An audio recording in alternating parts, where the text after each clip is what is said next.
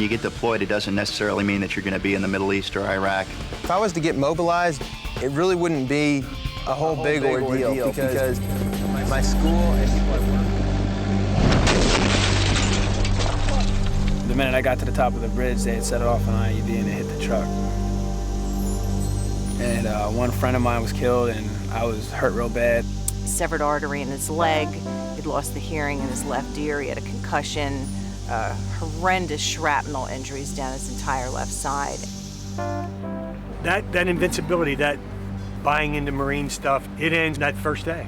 And certainly each firefight after that, I mean, you quickly learn that at any second, you can be dead. But for real dead, not movie dead. All the myths, all the lies are exposed, are over.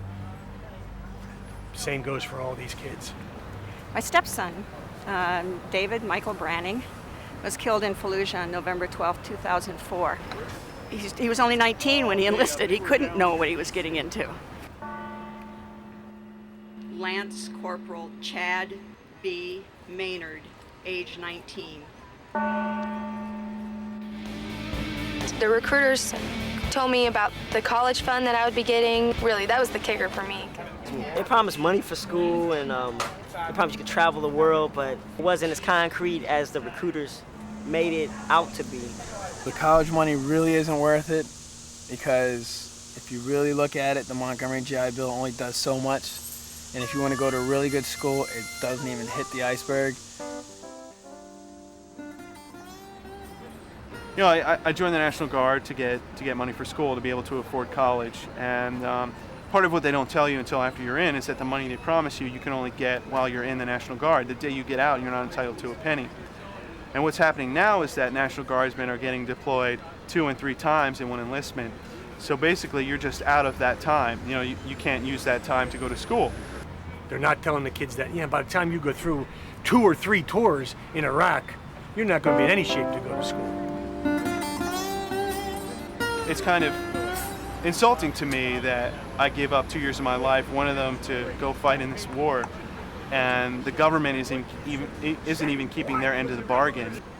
My job in the Army Reserve is going to help out in my civilian life because I'd like to be a lawyer, I'd like to go to law school.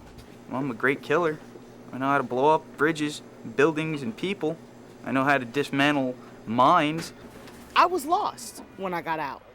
I had to start from the bottom. I was a security guard. I've been a housekeeper. I've been a receptionist. Hitchhiking, never having a place to stay, bumming money. Yeah, I was panhandling on the streets, and it took me about 3 years to get that, to work some of that out of my system anyway. You know, I know how to clean weapons, to inspection and polish boots and mop floors. But do I have anything that I can really take away from there and apply to any kind of job I've got now? Maybe as a custodian. Here are some questions you may want to ask your recruiter. Should I choose active, reserve, or ROTC? You have to be very meticulous in your method of question asking when you talk to a recruiter. It's like talking to the devil. Because the devil will tell you the truth, but only the piece of the truth he wants you to hear. I had a recruiter that took me in underneath his wing and taught me the right way, you know, on how to recruit and forget about what they taught you in recruiter school. When you get out onto the streets of America, things are different. You suddenly find yourself in a situation to where if you cover up this one drug involvement that your applicant can process through and you can get a contract because you still need 2 more, and it's the 17th of the month. When I was now being asked to lie or fraud, you know, I started to wonder to myself, you know, what else did they lie to me about?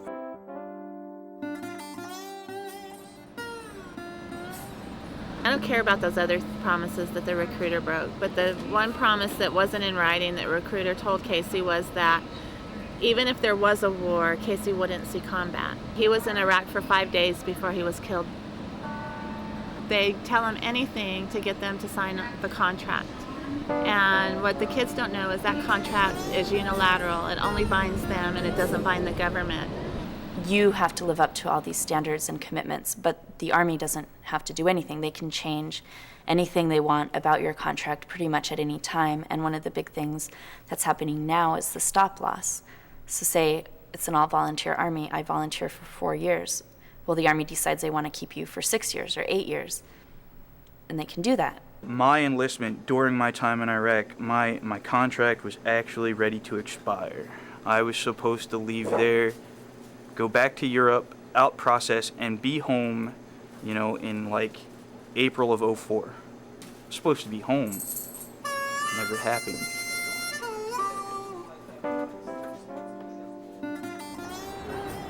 Three to 4 months before the end of my 8-year contract, I got stop loss, and I got put on orders to get sent to Iraq, and I was sent to the Middle East and then to Iraq. And that's how I ended up going. I used to recruit in this school. This school is predominantly working class. You see the refinery in the background as we were coming in. That's pretty much the mainstay source of income and revenue other than retail shops. I could pull at least 2 bodies a month out of this school. I had come here from Costa Rica, I was a recent immigrant, and I was basically just making minimum wage without the possibility to go to school. I had no friends, I had no sense of purpose, really. I just happened to be home when the Army guy called, and he was an infantryman. He talked to me about being an infantryman, so I signed up for infantry.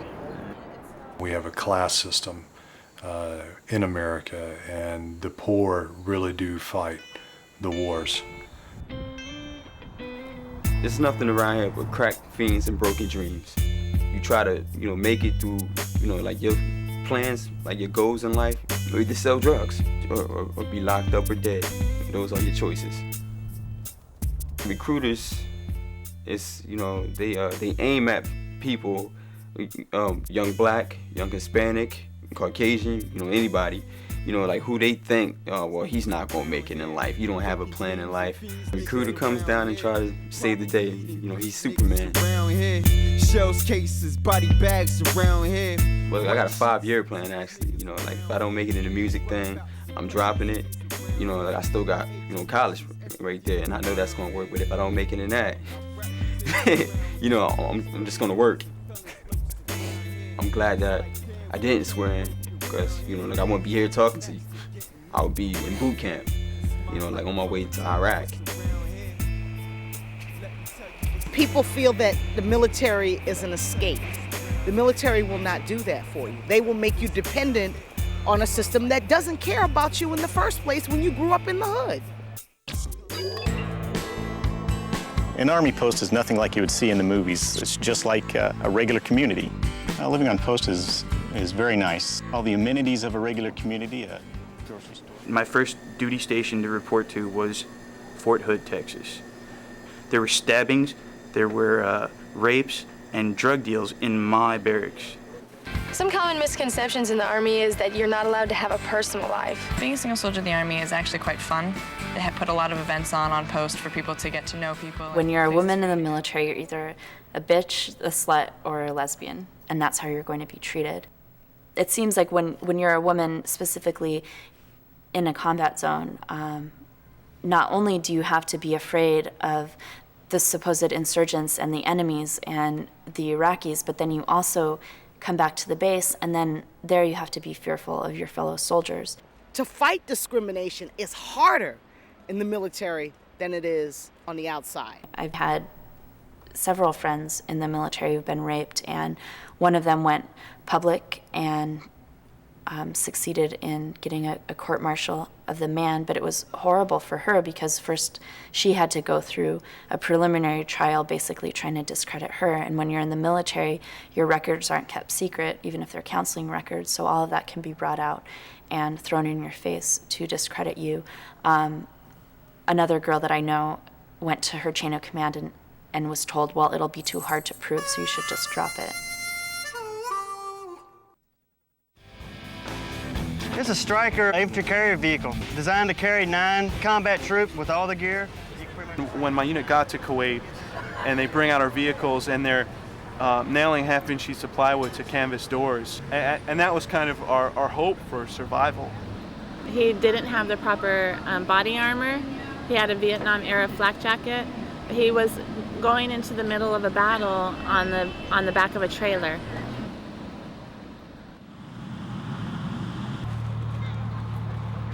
When you think about war, it's like a video game, and that's how the recruiters portray it too. That's why they have video games for recruitment. Missing from recruiters' talk, missing from the discussion in our society are thousands of soldiers burned, blinded, amputated limbs, suffering from very strong emotional trauma.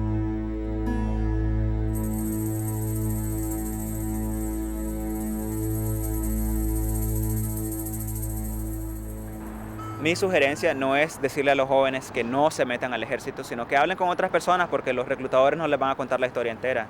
Que vayan a los hospitales a ver a los veteranos que no tienen piernas, que vayan a los hospitales a ver a las personas que están sufriendo de trastorno psicológico antes de tomar esa decisión tan importante en su vida que es meterse al ejército. I'm in field artillery. I get to go out and blow things up. It's a lot of fun. Heck, what other job can you fire weapons in? I mean...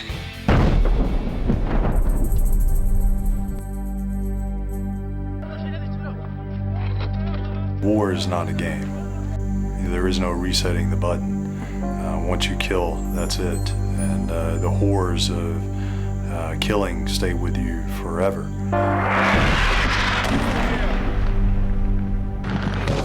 Weapons they're not prejudiced. They don't see good or bad, white or black or whatever. When they go off, they go everywhere. I had counted about 33 people that my unit alone killed. And of those 33 people, maybe 3 or 4 were armed. So the vast majority of them just happened to be there, when there was a firefight. Jesus called me 3 days late. Jesus cried and told me, Father, I not joined to the Marines for kill the children, and I killed the children. If you do make it through and you come home, it's something that you're gonna have to live with the rest of your day, and you're gonna have to learn to deal with it.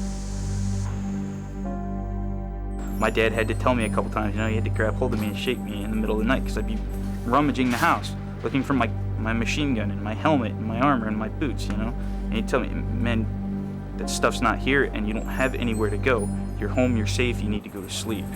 What you bring back from war is, and I mean is in a literal sense, in your bones, in your blood, in your skin, in your tissues, in your mind, forever. It's your life.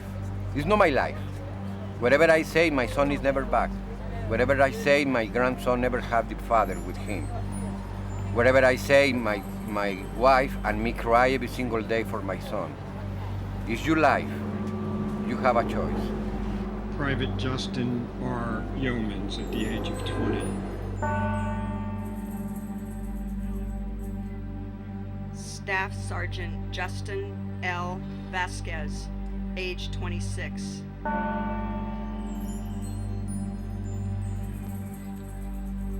Private First Class Jeffrey F. Braun, age 19. Corporal Kima Fum An Shana.